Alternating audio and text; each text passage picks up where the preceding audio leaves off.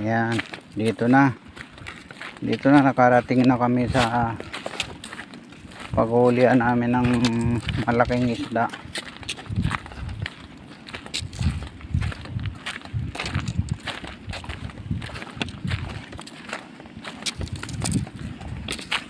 Yan. Dito pala maganda mag swimming daddy oh. Kaysa doon, dito pala maganda. Kaysa doon sa may mga cottage doon. Malayo. Kaso malayo. Pero maganda. O ayan oh, maganda maglangoy dito. Kaso malayo nga lang doon sa anoan. Ayan oh, diyan.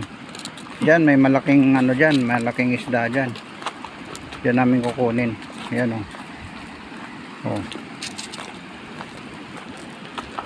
Tapos yung gilid na yon inumin yung dati oh, iniwan nila, inumin. Yun oh. Inumin. May nagigib yata doon. Yan. Dito kami kukuha ng malaking isda. Yan.